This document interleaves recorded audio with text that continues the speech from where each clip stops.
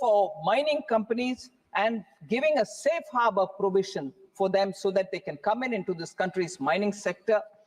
Corporate tax rate so that there is parity between investor, corporate, foreign company or domestic, 40 to 35% to attract greater foreign capital, sir. And transfer pricing arrangements are also being streamlined. So in broad, as an introduction, this is what I would want to say about the direct and indirect tax proposals which have come in. I will speak a bit later about the government's amendment that I'm coming up with on capital gains. But before that, I'll go to specific honorable MPs who have suggested a few things. 5 topics in all have emerged. Different MPs have spoken about different things, but I've grouped it all together. 5 topics. Tax burden on middle class was raised by, as I said, honorable MPs Amar Singh ji, Mahua Moitra, Neeraj Maurya, Supriya Sule, Deepinder Singh Hooda ji, Tanuj Punia, Sachidanandam, and also Avinash Reddy ji. I think broadly on the middle class, I did say things in the opening statement, but one narrative which keeps coming up about the corporate tax and personal income tax. I'd like to highlight just one narrative, sir. That the corporate taxes are lower than the individual taxes, not well founded. It is not based on facts. It's all right for many honorable members to say, no, corporate taxes far lower than individual tax. I will certainly try to put forth the factual narratives on that. Corporate is a legal entity. The dividend income is also part of the corporate profits, which was earlier taxed at a lesser rate in the hands of the company. In 2020, we started taxing it in the hands of the shareholders at the applicable rate.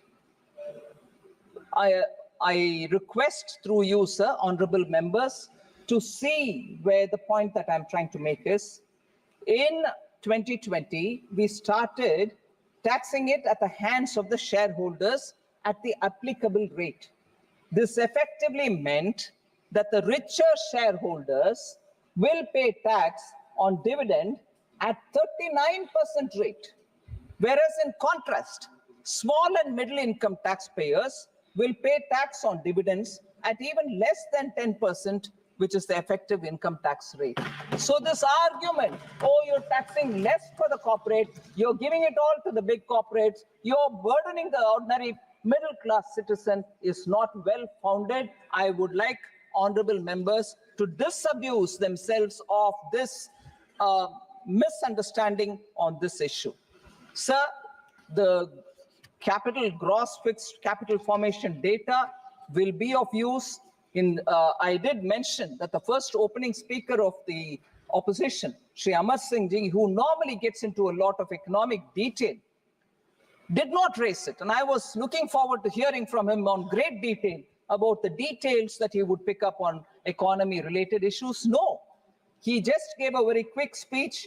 I think he came with less information in his hand. I was looking forward to his suggestions, but that was not to be.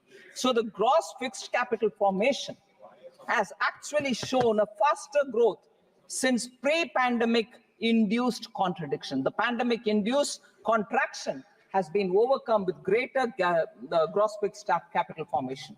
So we need to get the perspective on this, sir. I've laid it before the honorable members. Sir, honorable member Sri Krishna Devarayulu, he was here, yes, has raised this question about faceless assessment. Complaints have been received that too many sections are being evoked and so on. So simple fact which I'd like to put before him is there is a non-intrusive and transparent mechanism which is in place. The faceless assessment eliminates the human interface in total. And this point which was raised by him saying, before the reassessment, the assessor has to pay 20% of the amount, which means on the 80% status quo continues, there is no claim being made. That is the other side of the coin. You said 20% has to be paid. On paying it, 80% claim, no other, it comes almost to a standstill. It is stayed there. So that is a benefit you get out of this payment. Yes, where I'm asking for 100% claim, I'm asking you to pay 20, and 80 I'm not going to do anything till such a time the appeal verdict is coming. It's a relief for you. Sir, also again Sri Krishna Devarailu had asked this question about Vivad Se Viswas, that there are no timelines given, and high appeal pendency. So I just want to highlight, we have created new mechanisms in the last 2 years. We've appointed new joint secretaries. JC appeals are sitting there to clear up. More officers are getting deputed to deal with pendencies. And dispute resolution committee was formed in 2023, which deals with these claims. And the monetary limit for filing appeal to the ITAT is proposed to be increased, as I read out just a minute ago. So we are taking a very open-minded approach towards Vivad Se Vishwas. And it has been, this is the second round I've brought that in. So with that, pendency is being addressed. Sir, income tax deduction have been done away with.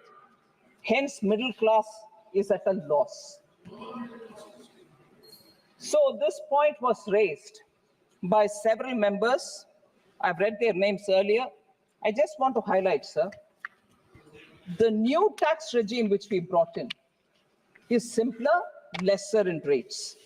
It also gives a flexibility to the taxpayer to see where he wants to put his money in the absence of exemptions which is available in the old regime. The old regime has not been dissolved. It is still on. So as an alternative to the new tax regime, it still offers all the benefits of various deductions, such as interest on home loan, etc. So that is still available for people to benefit from. Individuals without business income can choose between this regime and the other, and if they want to revert back also, they can revert back. So there is a choice provided for the taxpayer, he can choose. And all right, we brought the new tax regime. People are not interested, is not the case. I want to lay on the house, on the table of the house, the numbers who have moved to the new tax regime. For the previous assessment year, sir, 23-24, till December 31st, 2023, about 3.8% of taxpayers opted for the new tax regime. And that equates to about 30.93 lakh individuals from a total of 7.98 crore individuals who filed their returns, ITR 1 and ITR 4.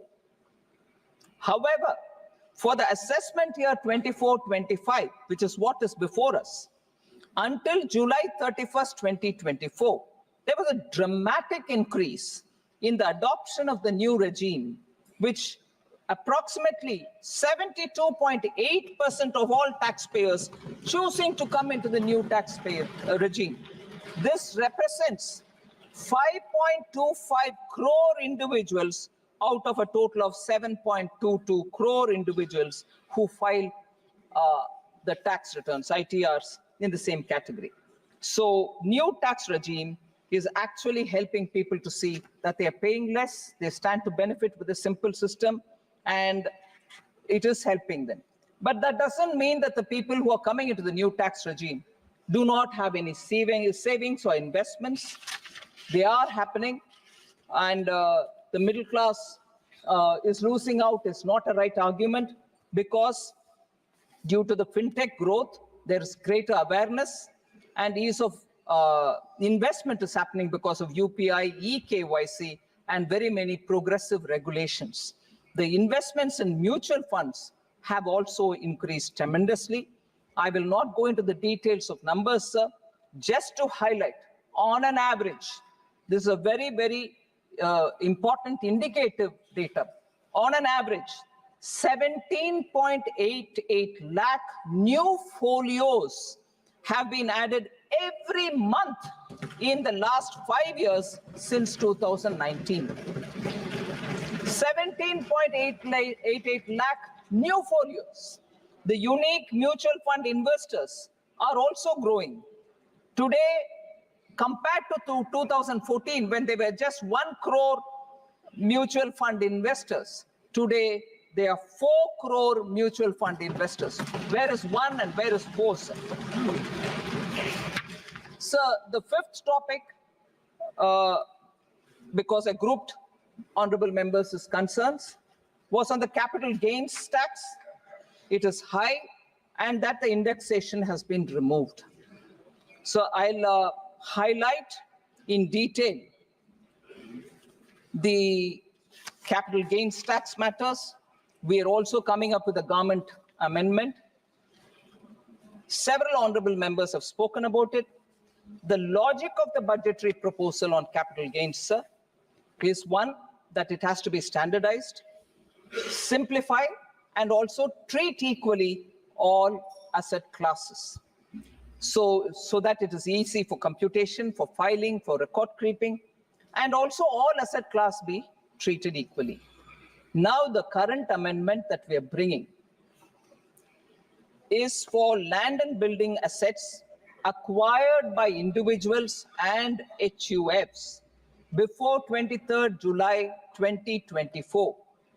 It stipulates that in the case of transfer of long-term capital asset, being land or building or both, by an individual or HUF, which is acquired before 23rd July 2024, the taxpayer can compute his taxes under the new scheme, which is 12.5% without indexation, and the old scheme, 20% with indexation, and pay such tax, which is the lower of the two. Not only we are coming up with an option, we are also saying calculate under both and tell us whichever is the lower, you pay tax on that. So we have given an option, sir. This ensures that no one faces additional tax burden due to this change. In fact, post the presentation of the budget, the amendment now with which we've come in gives an option, gives a fair option, and gives the choice to the property holder who's going to be selling it. The current amendment actually, sir, before that, there were a number of hypothetical cases which were being raised in the public discourse and suggested that the proposed changes will actually lead to higher taxes. A lot of hypothetical instances were posed before us. The current amendment, I'd like to repeat this, the current amendment ensures that even in such hypothetical cases, there will be no additional tax burden as a result of the current amendment which I have brought in. No additional tax burden on anybody, whichever the hypothetical case that you may work out on. Sir, also, yes, after the amendment, yes.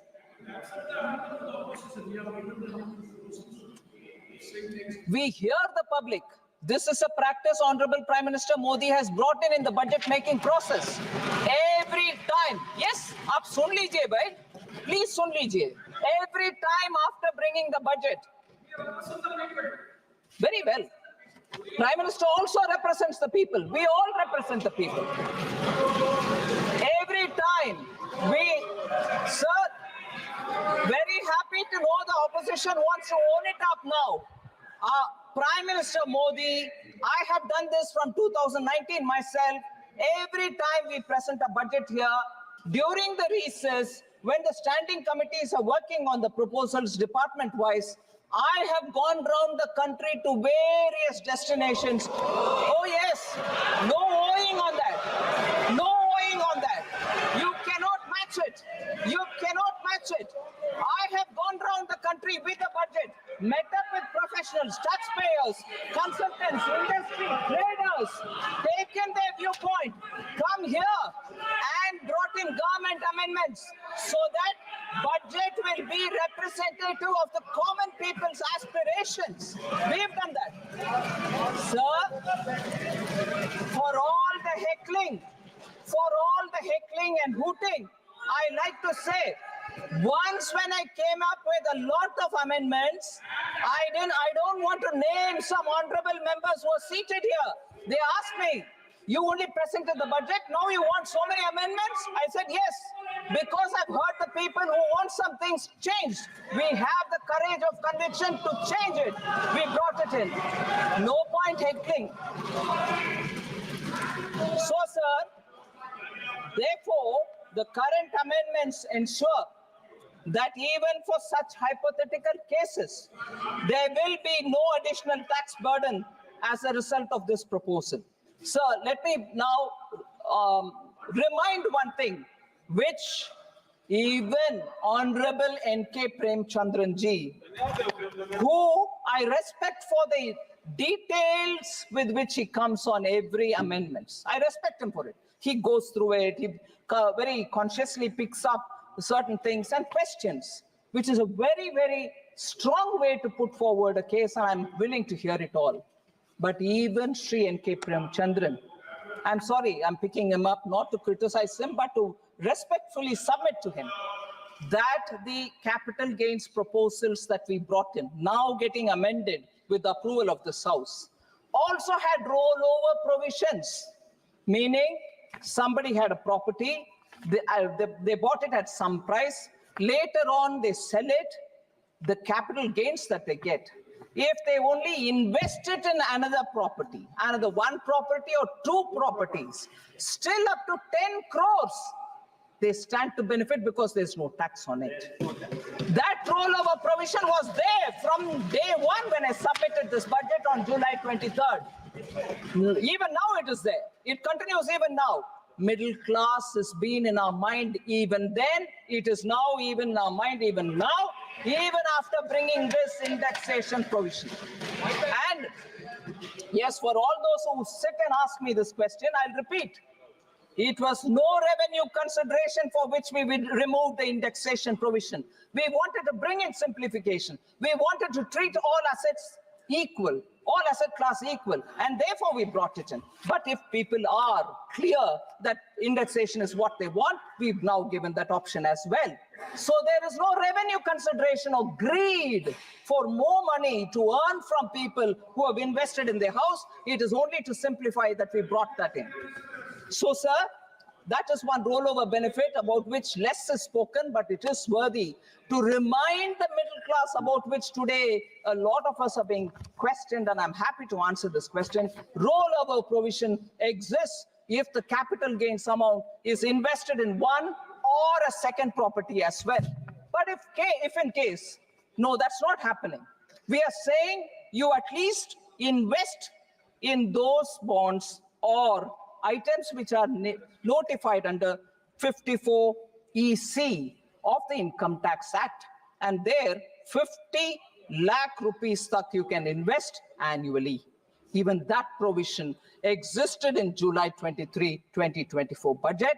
It exists even now, and it stands to benefit the middle class.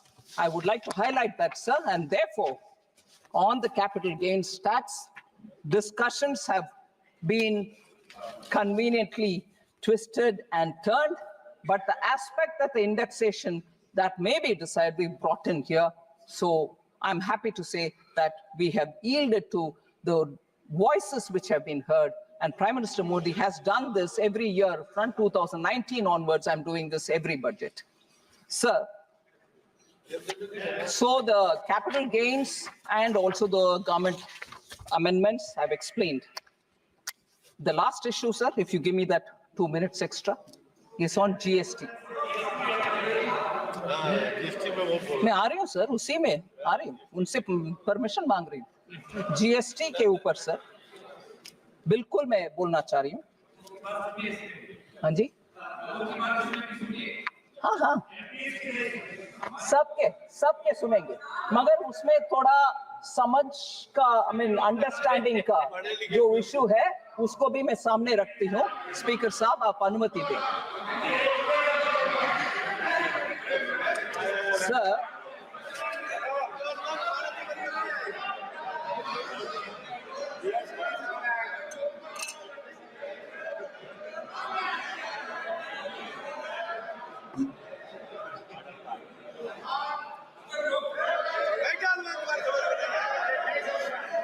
Sir GST के विषय में थोड़ा मेरा टूटा फूटा हिंदी को माफ करिए। बहुत सारे विषय जीएसटी के ऊपर सुझाव के नाते बहुत सारे मेंबर्स ने कहा। A lot of members have given us suggestions on GST, which certainly I will take to the council, because the ultimate decision is in the council, where states together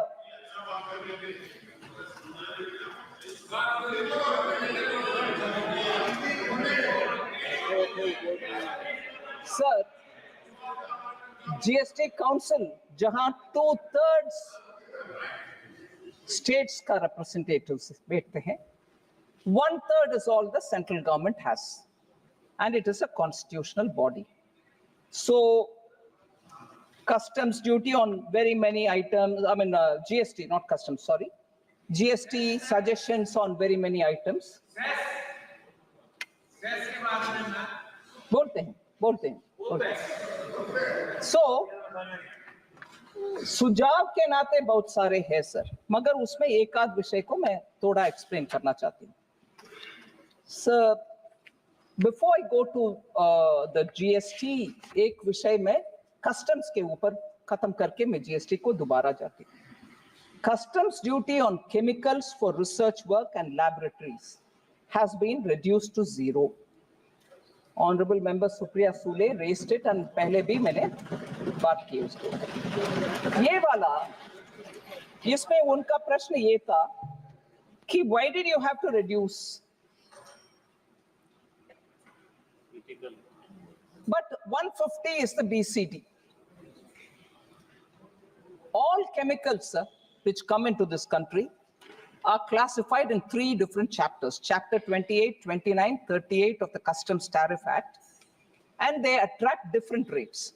Chapter 28 has 2.5, Chapter 29 has 5%, Chapter 38 has 7.5, and some are in 10% category. Ethyl alcohol attracts a BCD of 150%. That was proposed in the budget, and on that a lot of concerns have been expressed.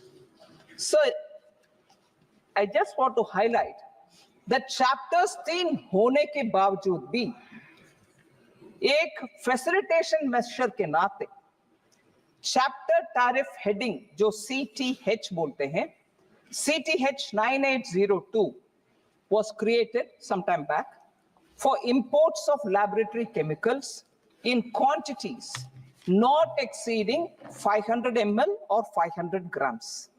And उसका basic duty था 10%. मतलब छोटे sample size में कोई chemical या कोई liquid जो chemical के नाते liquid के रूप में आता है, उसके लिए quickly deal करने के लिए, trade facilitation के लिए अलग सा एक चैप्टर था छोटे छोटे सैंपल्स के लिए, उसका basic duty was 10%. But the CTH 9802 chapter का एकदम दुरुपयोग हो रहा था, मतलब it has been misused to import ethyl alcohol which otherwise attracts BCD of 150%. क्योंकि उसके ऊपर 150 है और उसको छोटे छोटे सैंपल साइज में इकट्ठा इतने सारे ले आओ, और उसमें छोटे सैंपल है इसीलिए मुझे 10% का ड्यूटी लगाओ, ऐसे करके सिस्टम को गेम करते रहे कुछ, मैं सभी को दोषी नहीं मानती हूं, कुछ ethyl alcohol importers. To curb this kind of misuse in the budget, this current budget 24-25, this BCD for this particular category CTH 9802 was increased to 150% in the tariff. So ये छोटे सैंपल को दुरुपयोग करते हुए इकट्ठा ले आओ, मगर उसमें छोटे छोटे सैंपल रखो, उसको 10% का एडवांटेज लो, ये मिसयूज को करेक्ट करने के लिए 150% टैक्स लगवाए. इतना लगाने के लिए अधिकार है क्या?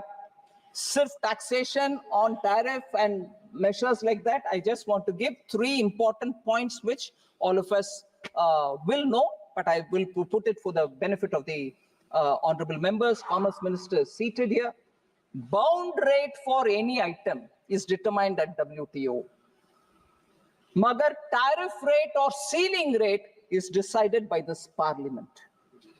And उसमें prescribed rate ले आने के लिए through notification department customs CBIC करते हैं. So 150% for this custom tariff Act 1975 tariff rate, which operates as a ceiling, is approved by the parliament, the ceiling rate. To facilitate genuine research and development, central government, in a recent notification, even as the parliament was in session, we presented it in the House, prescribed 10% BCD on laboratory chemicals imported for use of laboratory. ये क्यों अभी कर रहे हैं? पहले तो 115 ceiling बोल दिया. ये इसीलिए कर रहे हैं कि छोटे छोटे सैंपल्स को भी अगर आप इंपोर्ट करना चाहते हैं तो अभी सेल्फ सर्टिफिकेशन करो और 10% टैक्स लो. ये गेमिंग कंट्रोल करने के लिए था system.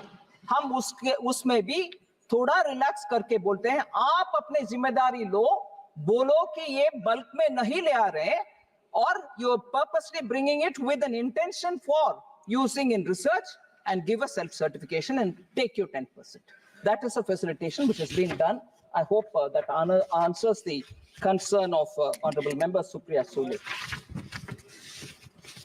And again, on the import of rare minerals, Honorable Member had asked this question. These minerals are not available in this country. There is no substitute available for them in this country. Small quantities are required by so many sectors. High-tech electronics need them, this critical minerals. Therefore, the Mines Ministry is of the view that we need to get them at a concessional or 0% rate, because it'll high-tech electronics ke liye chahiye, telecommunications need them, space, transport, defense, and clean energy system. In सबको ये rare minerals chahiye hote hain. Isliye we have brought it down. There are small quantities which will come. We are conscious of monitoring them as well. Sir, last 2 points. Excise duty on petrol has increased from 9 rupees before 2014 to 20 now. And excise duty in diesel has increased from 3 rupees before 2014 to 15 now. And therefore, the demand was give relief on excise duty on petrol and diesel. Sir, I have said this several times in this House. Honorable Prime Minister, both in November 21 and June 22, reduced the excise duty on petrol and diesel. But I would like to highlight that in November 21 and May 22, 13 rupees per litre was reduced on petrol and 16 rupees per litre was reduced on diesel. Both the